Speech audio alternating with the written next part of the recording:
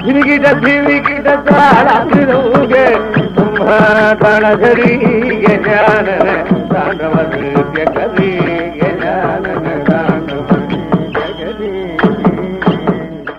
குருப்யோ நமஹ.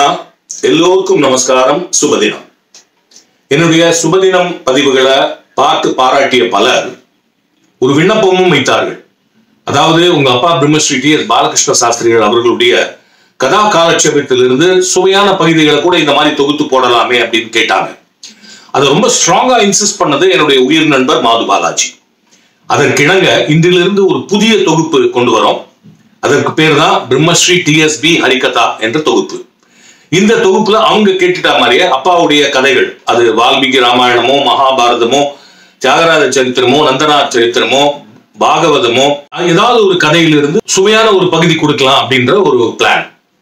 அந்த வகையில இந்த ஆரம்பமாக இன்று என்னன்னாக்க, அப்பாவுடைய நூற்றாண்டு விழா, அதாவது சென்டினரி, போன வருடத்திற்கு முந்தைய வருடம் செப்டம்பர் மாதம் 15ஆம் தேதி அயோத்தியா அஸ்வமேத மகாமண்டபம் மாம்பலம் அங்கு நடந்தது. அதற்கு காஞ்சி காமகோடி ஜெகத்குரு ஸ்ரீ சங்கர விஜயேந்திர சரஸ்வதி சுவாமிகள் தலைமையேற்று நடத்தி கொடுத்தார். அந்த நிகழ்ச்சியில அப்பாவுடைய கதையிலிருந்து ஒரு 5 நிமிடம் தொகுப்பு திரையிடப்பட்டது. அது குரு குஹ ஜெயதி என்ற ஒரு அப்பாவுடைய சிடியில் இருந்து. குரு குஹ ஜெயதி என்பது முத்துசுவாமி தீட்சிதர் அவர்களுடைய சரித்திரம். அந்த பகுதியை பெரிவாவும் பார்த்து ரசிச்சார்.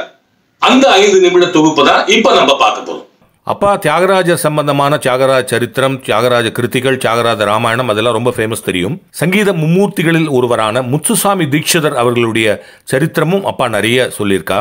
இப்ப நாங்க பார்க்க போறது ஒரு சின்ன அப்பாவுடைய 5 மினிட்ஸ் கிளிப்பிங். முத்துசாமி தீட்சிதர் அவருடைய சரித்திரத்துல அவர் கங்கையில ஸ்நானம் பண்ணிட்டு இருக்கும் பொழுது அங்க ஏதோ அவரை நோக்கி மிதந்து வருது. மனித உடலோன்னு நினைப்போம், அது இல்ல, ராமா என்ற அக்ஷரங்கள் எழுதிய ஒரு வீணை. அந்த வீணையை அவர் எடுத்துக்கொண்டுதான் மிகப்பெரிய ஒரு கிருதி இயற்றும் வல்லமை பெற்றார் என்பது வரலாறு. ஆனால் இந்த பீஸ்ல அப்பா நம்முடைய மனித உடலுக்கும் வீணைக்கும் உடைய ஒற்றுமையை விளக்குகிறார்.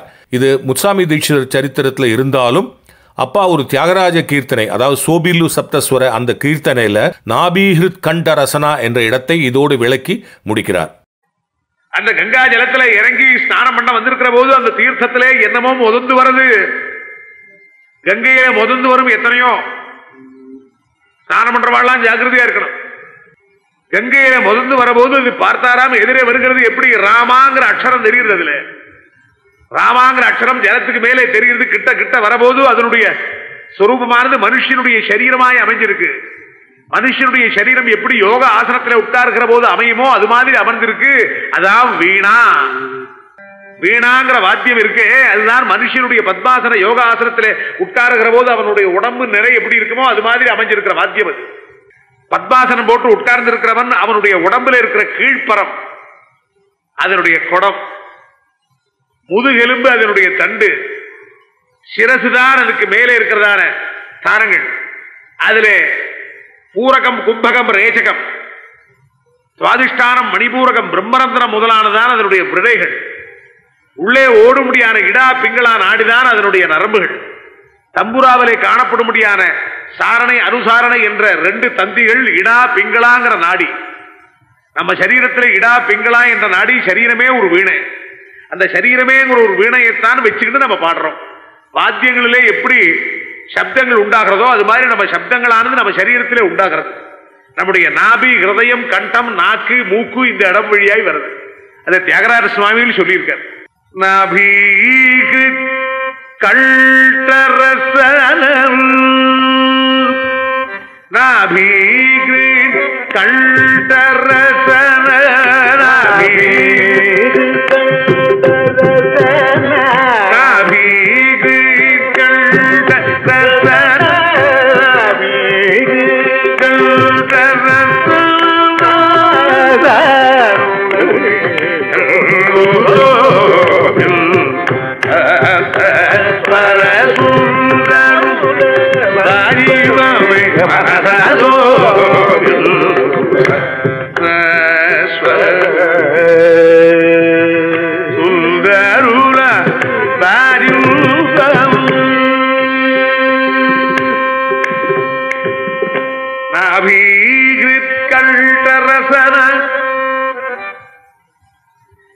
இந்த ஸ்தானத்திலிருந்து உண்டாகிறது ஒவ்வொரு மெட்டுகள். ரிஷப காந்தார மத்தியம தெய்வத நிஷாத பிரயோகங்கள்.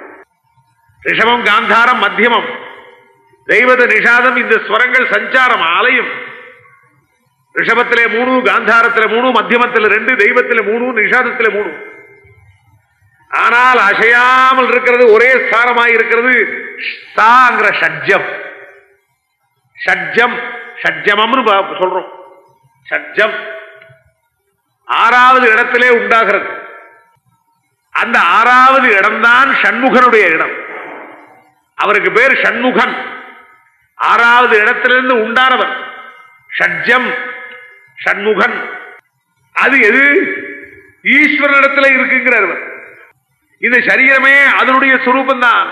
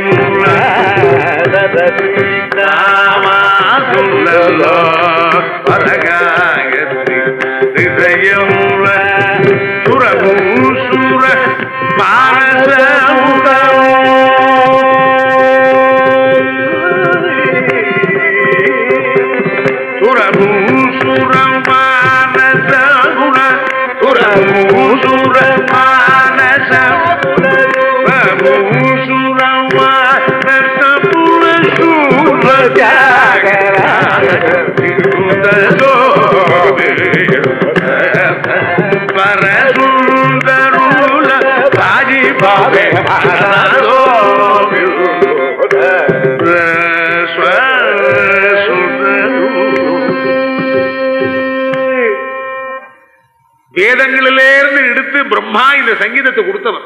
இந்த சங்கீதம் நம்ம இடத்துல எப்பொழுதுமே இருக்கு. நம்ம விருத்தி பண்ணல. சில பேர் பாடுறா, சில பேர் பாட முடியல. பாட முடியாத வாழ்க்கெல்லாம் சங்கீதம் இல்லைன்னு உள்ள இருக்குது. உள்ள இருக்கிறதை தோண்டி இருக்கணும். பூமிக்குள்ளே ஜலம் இருக்கிற மாதிரி இருக்கு. பூமிக்குள்ள இருக்கிற ஜலத்தை எடுத்து பறிச்சு அதை தோண்டி தோண்டி எடுக்கிற போது ஜலமானது ஊற்றா வர மாதிரி எல்லாரிடத்திலையும் இந்த சங்கீதம் இருக்கு. அது ஈஸ்வரன். இந்த முத்துசாமி தீட்சிதர் கதையில கூட ஒரு தியாகராஜ கிருதி ரெஃபரன்ஸ் அப்பா கொடுக்க முடியுது. அதான் அவருடைய யூனிக்னஸ். பார்த்து ரசித்தீர்களா? ஓகே, இதே மாதிரி அடுத்த வாரமும் எங்க அப்பா பிரம்மஸ்ரீ டி.எஸ். பாலகிருஷ்ண சாஸ்திரிகள் அவருடைய கதா பிரவச்சனத்திலிருந்து ஒரு தொகுப்பு உங்களை நாடி வரும். ஸ்ரீ குருப்யோ நமஹ. நமஸ்காரம். பிரம்மா நாரத ஏவ ச பிரதிமயோ சங்கீத சாகித்யயோ யோ ராமாமிருதபான நிர்ஜித சிவः தம் தியாகராஜம் பஜே.